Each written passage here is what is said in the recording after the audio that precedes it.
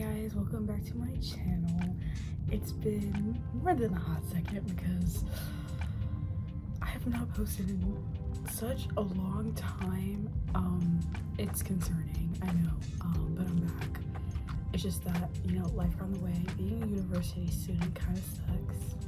I'm just very busy with assignments and all of that good fun jazz, but my class got canceled tomorrow, so I got time now, so I'm gonna make this video, record a couple videos honestly, and then release them periodically, so hopefully we have more content coming in, flowing, whatever you want to call it.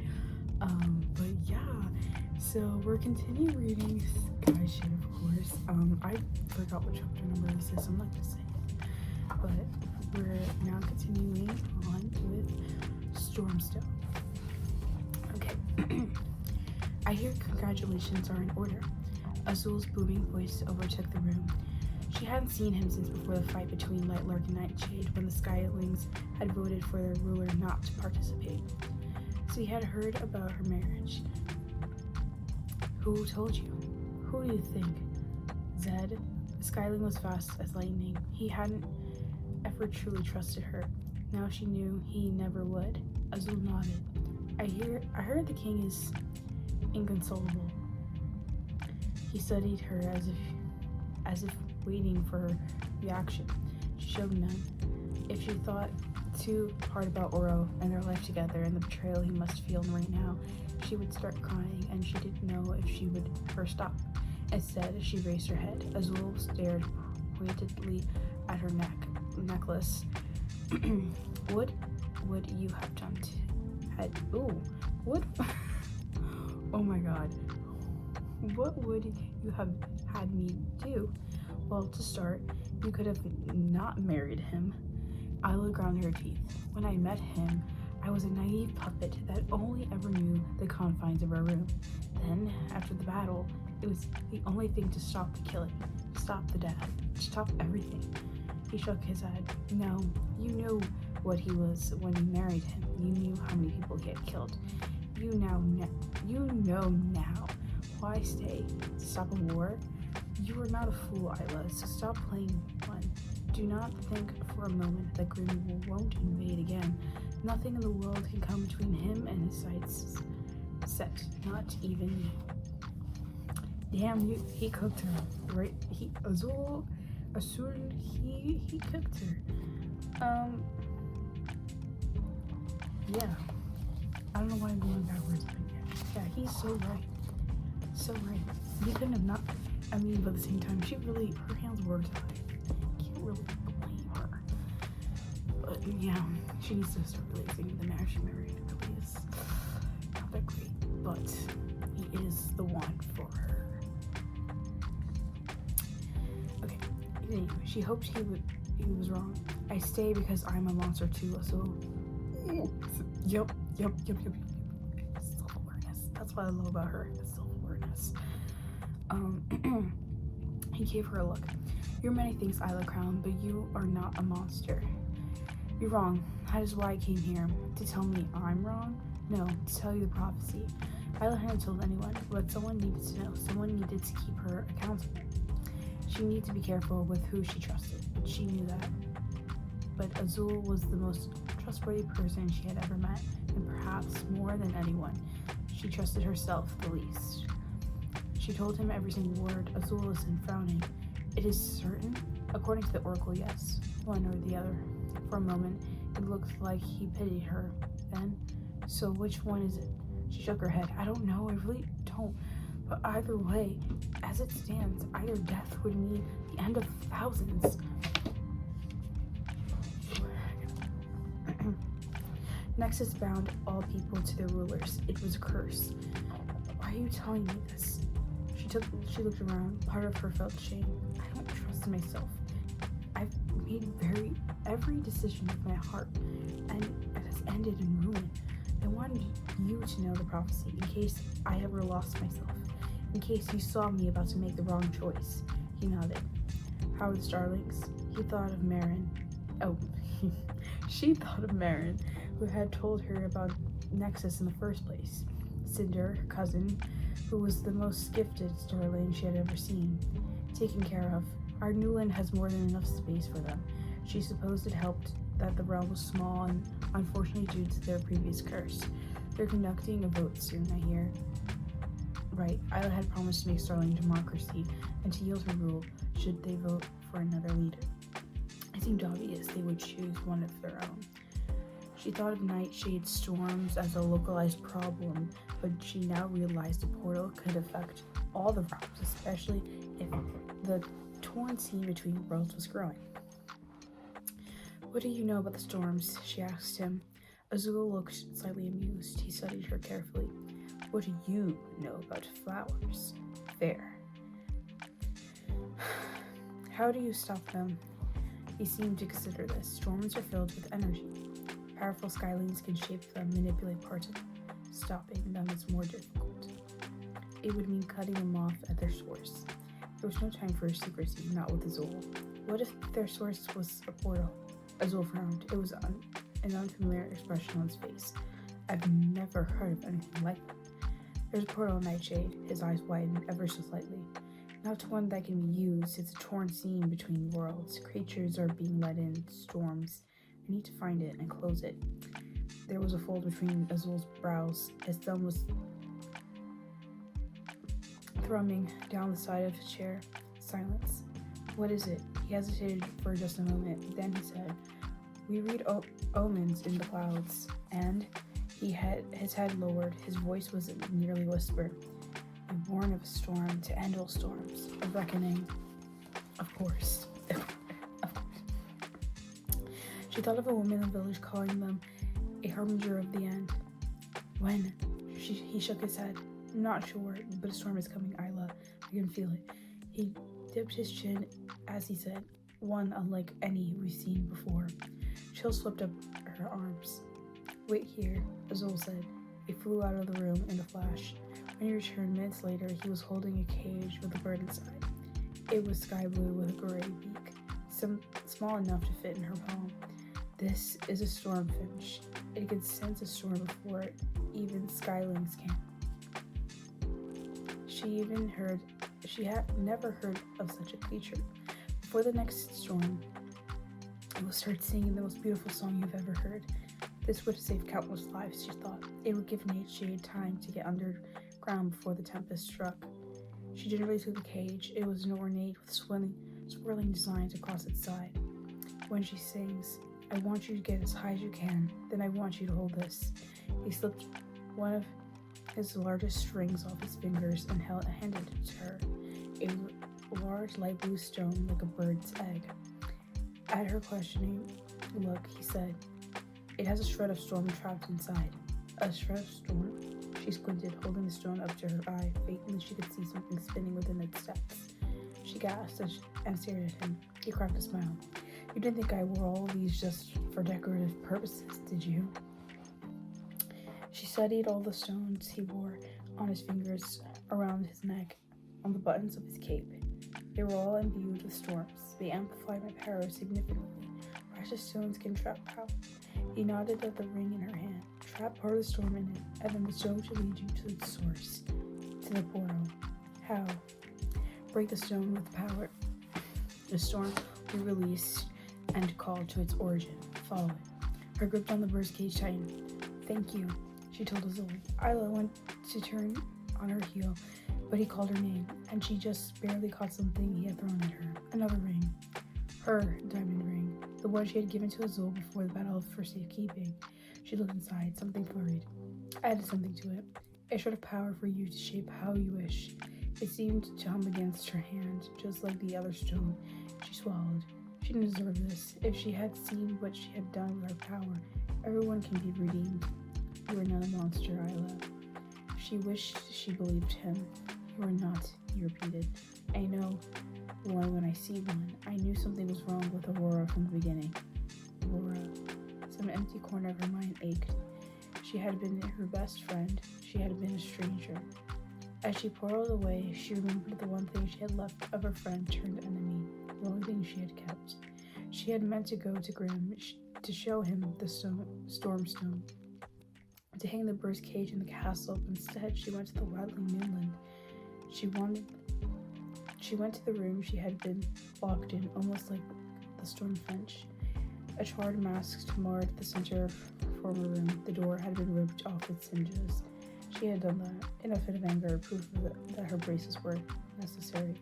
Now, even as she called for her power, it didn't even whisper back. Her walls of swords reflected her face in girlish angles as she searched for the one object she had kept from the starling moonland, Aurora's feather. She had found it in a drawer. Upon closer inspection, it was just a simple white feather. Its weight didn't signal any importance. A single flame would kill it. A single gust of wind would spirit it into the forest. She had found feathers just like it during her training. So why had Aurora kept it ignored? Why had she kept it a secret? Isla strummed her finger down its spine, and the barb shivered in waves like a pond is reeded by stone. A breeze humming through treetops. Strange. She thought of those words and how stones could be imbued with power. Could feathers? Her fingers continued its path until its point, and she flinched, nearly dropping a feather in surprise. Its tip was as sharp as her daggers. A drop of blood dripped down her finger like a tear. The feather's white point now gleamed red. If it was this sharp, perhaps it was meant for writing, she thought, before finding a pot of ink and a ream of parchment in another drawer. She wrote a single word, Isla. Nothing happened. What did she expect would happen? She nearly snapped the feather in annoyance. She should burn it. She should throw it into the forest. It was useless. It was like her former friendship. Aurora had betrayed her, but she was dead. If the prophet follower was to be believed, she had another traitor to deal with. Next chapter. Traitor. A wildling had destroyed the Nightbane. One of her own was working against her. It still didn't make sense. Why would a wildling kill one of the greatest assets? According to Ren, her people were thriving on Nightshade. It was time for her to see it for herself. Link snarled as Wraith landed behind them so closely she was nearly knocked off his back. Grim had insisted on accompanying her here, though he didn't know about the traitor. When it came to anyone harming her, he seemed to operate by a kill first, ask questions later philosophy. No, she would find the wildling traitor herself. She ran her hand down Lynx's neck as she dismounted, and he took off immediately, following by an eager Wraith, as if they were in some sort of race. A castle sat on the edge of a cove, surrounded by farmland. Its bricks were shining black, almost silver, and its towers were spiked, as if covered in crowns. A ring of water around it glimmered beneath the sun. Its door was a bridge laying across the moat, perfectly aligned with a pathway of cobblestone and patches of grass. A small village sat nearby, abandoned for decades. That was where Grim had taken the wildlings. They chose this place, he said, from just behind her. A castle with a town next to it. Something about it tugged at her bones. It was your father's. It's yours. Her father.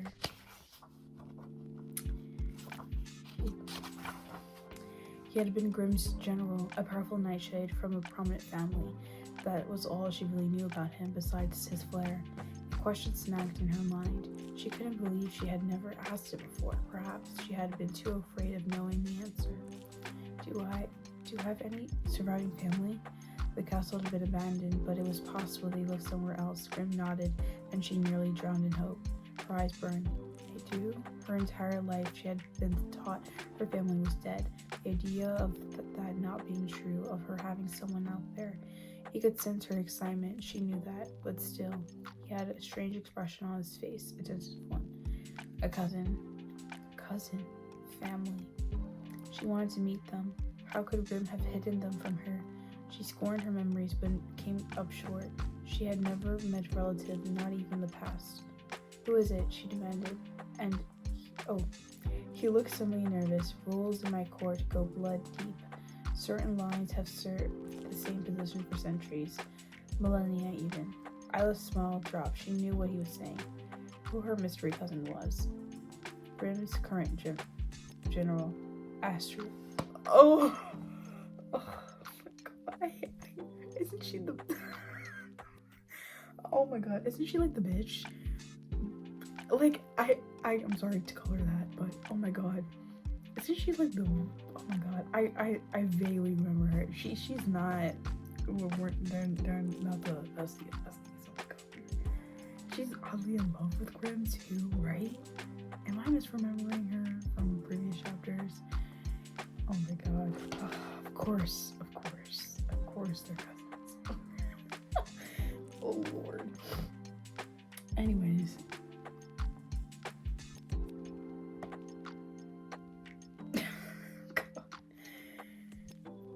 Oh my god. Anyways, the woman that looked at her as if she was a snake crawled around Grimm's neck, slowly tightening.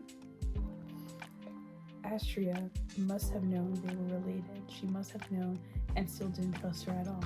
Oh, Isla said. Oh, it's my exact reaction. Grimm portaled her to the castle's entrance and was gone. The inside of the palace was surprisingly welcoming, coated in a layer of black marble. Her people looked happy to see her. She might have suggested they convene all together, but no. If she was going to find the wildling traitor working against her, she was going to have to speak to each one of them separately. One woman approached her immediately. Her name was Kala. I'm gonna say Kala, but it could be Kaya. I like Kaya better with double L being a Y. Someone just say Kaya. Her name was Kaya. She had short hair and freckles across the bridge of her nose. Her eyes were wide as she told Isla about what happened a few days prior during the storm. I was out in the fields when the ground began to shift. I could feel it pulsing almost. The snakes crawled from the dirt, dozens of them, as if called by the winds. I've never seen anything like it. Follow the snakes. That was what Ida had said. Perhaps it had been Kaya. Maybe she was trying to blame the storm for the night being lost. However, how else would she have known about the serpents? Isla's suspicion withered after a few hours when she spoke to the rest of the wildlings. If you had been with Kaya, I could probably just say both. Oh my. With Kaya the entire time, several had seen the snakes. They were described as being half green, half black. According to them, all wildlings had been around the keep during the storm. The Nightbane fields were across Nightshade.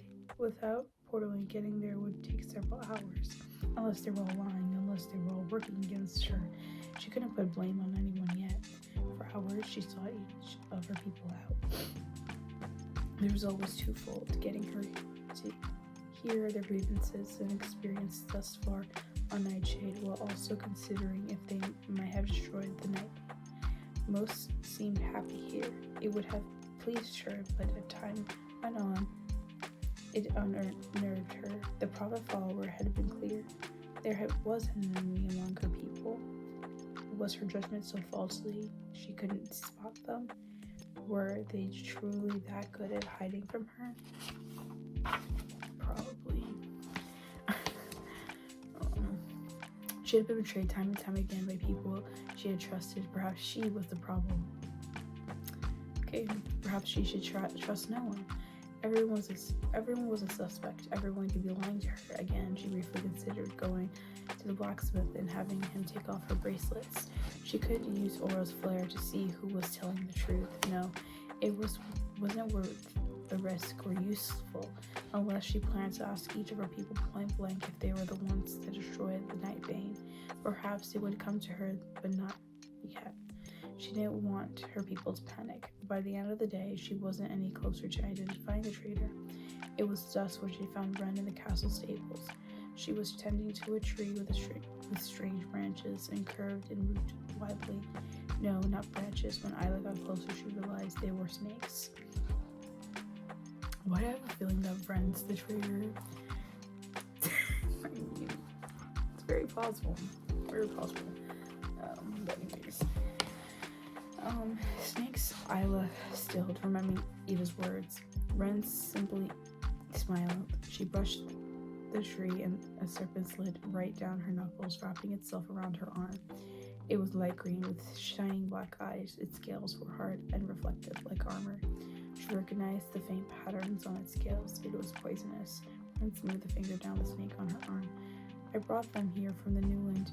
The phantom cures sicknesses when mixed with the right flowers. She glanced at Isla and smiled. Don't be afraid. I trained them myself. They don't bite wildlings. Was Run the Traitor Ada warned about? Oh wow. I said the same thing. Man, I don't know. I'm that good. But that just proves to you how well, I guess, this book is written, how it's crafted, and that Alex writes answering what obviously a question would come up, like, ooh, what if so-and-so, and there it is on the page. I find myself saying something and then happening it two sentences later, which is very rewarding in my opinion. But anyways, continue. Alice shook thought away. Besides these snakes not looking like the ones that had spotted, Red had never given her a reason not to trust her. If there was anyone close to her that she didn't trust, it was her guardians. They had lied to her time and time again. They had been her first suspects until she had learned Tara and Poppy had taken charge of maintaining the fields of Nightbane. They had been healing wildlings with it, even nightshades who'd come to them for help. Why would they then kill this creation that had painstakingly worked on for months? It didn't make sense unless there was something she was missing, a bigger purpose. Ella lived in Grimm's castle. She needed to stay focused on finding the portal and changing her fate. Any chance of finding the traitor hinged on trusting someone who lived here alongside her people, someone who could keep an eye on things in case there was another event like the Nightbane. The snake seemed to watch her, wrapped around their branches, and she took a step forward. I believe the wildlings tried the Nightbane, not the storm. Bren frowned. Why would any of us do that? Her shock seemed genuine. I'm not sure yet, but if anything else happens, if you see anything suspicious, tell me, Isla said. Ren nodded. Isla slowly extended her arm towards the tree. A single snake slithered from the pack down a branch toward her. She tensed, waiting for it to sink its fangs into her skin.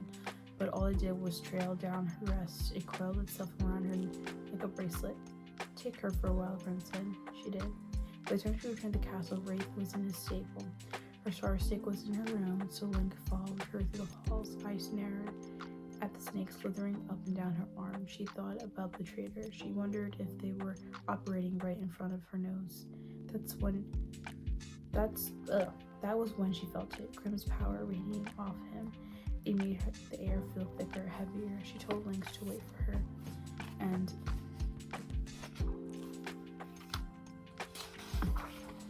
followed the power toward the throne room. The door was open just a sliver. Hushed voices sounded just beyond it. She stood there, listening. Afterwards, she heard words. Risk, attack, future. Was Grimm having a meeting without her? She thought about Azul's warning that nothing and no one, including her, would stop him from invading Lightlark. Was he already doing it against her back despite his promise not to? She neared the opening, bowed her head, and listened. A scraping voice, a vaguely recognized, and belonged to a bald officer who had sneered at her more than once. We are your counsel. If we cannot speak plainly, who can? There were some murmurs of approval, a few voices she couldn't make out. Then the officers again. There is a snake in our midst, ruler, and you are blind to it. Grimm's voice was cold as the stone she was leaning against. With predatory calm, he said, "A snake. Speak plainly then. Tell me exactly what you mean." There was a frustrated sound. The temptress in your bed is a servant waiting for the right moment to strike. She is a traitor. Can't you see? He was cut off by a gurgling, choking sound, followed by the thud she knew as a person dropping to the floor. Quiet. Then, does anyone else have any doubts about my wife? I love this guy. I really do. Not one word. She took a step back. Another. A small council had intervened to warn Grimm about her. A snake. They called her a traitor. Isla couldn't couldn't even be mad because depending on how the prophecy was filled, it could be very much be true. Grim didn't believe them. He trusted her in her. It made her chest twist uncomfortably. They were right. She was working behind his back, lying to him about her true intentions. She had come here, knowing the prophecy, knowing there was a good chance she would kill him. As suspicion rose, the question seemed more pressing than ever. How long did she have to make the decision? How long did she have to live? According to the prophet follower, there was only one way to find her. Let's see. I'm gonna end this section here. There will be another part of me looking exactly just like this continuing on, but I'm gonna cut it up because what it's gonna if I don't cut it up, then it's gonna be a long video that no one's gonna want to watch. So I'm gonna end it here, and thank you for watching this video. Let me read the next 2 chapters in Skyshade, and see you guys in the next part.